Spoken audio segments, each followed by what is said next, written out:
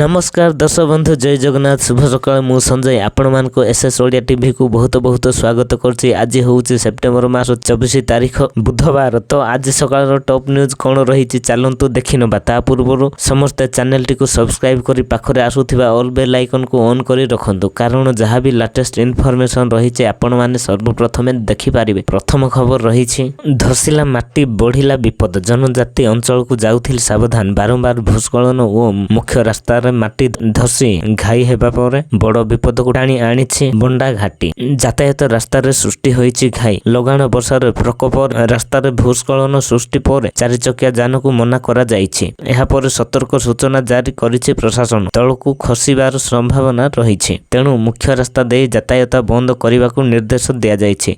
परवर्ती खबर 75 लाख महिलांको अकाउंट को आसीबो 10,000 टंका। एही दिन टंका ट्रांसफर करिवे प्रधानमंत्री नरेंद्र मोदी। महिला को आर्थिक भाव में सशक्त करने एवं सेमानंकु स्वावलंबी करने पई सरकार एक महत्वाकांक्षा पदक्षेप नहीं। बिहार मुख्यमंत्री महिला नियुक्ति योजना अधीन रे प्रत्येक परिवार को जड़े योग्य महिला को आत्म नियुक्ति 10,000 टंका सहायता प्रदान करा जिवो। एही योजना सेप्टेम्बर 26 तारिख रे आरंभ हेबार कार्यक्रम रही।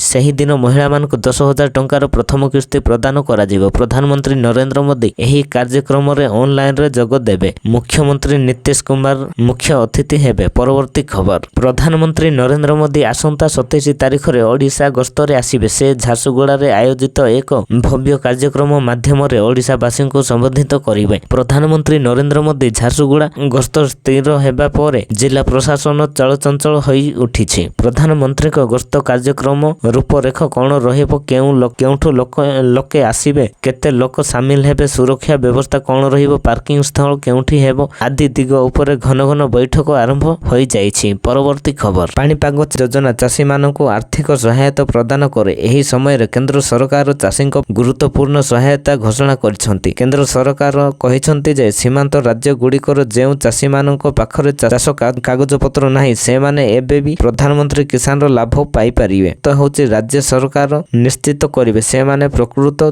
चाषी की नुहे बोली। परवर्ती खबर कोरापुट दारिमबाड़ी रे नाही आउ आगो भली पाग। वर्ष रे 12 मास ओ 6टी ऋतु भाद्रव ओ आश्विन को नहीं शरत ऋतु रे निर्मल आकाश देखिबाकू मिली थाए। धान खेत निकट पड़िया ओ नदी कूल रे आकाश तंडीर संभार दूररू अपूर्व सुंदर देखा जाई थाए। मात्र किछि वर्ष मध्य रे जलवायु रे व्यापक परिवर्तन देखा जाइछि। शरत ऋतु किछि दिन पर विदाय नेबो, किंतु देशर अनेक स्थान रे वर्षा ऋतु भली स्थिति थिबा बेले अनेक स्थान रे वर्षा अभाव चाषी मानकर चिंता बढ़ाउछि। पूर्व ओडिशा, उत्तर ओडिशा और दक्षिण ओडिशा रे अनेक स्थान रे मध्यमरू प्रबल वर्षा होउथिबा बेले कलाहांडी जिल्ला रे वर्षार आवश्यकता रहिछि। जिल्लार रूपरा अंचल रे चाष जमी फाटी आ कलानी। एठारे वर्षा ठीक समय रे न हेले चाषी व्यापक प्रभावित हेबार आशंका रहिछि। जय जगन्नाथ।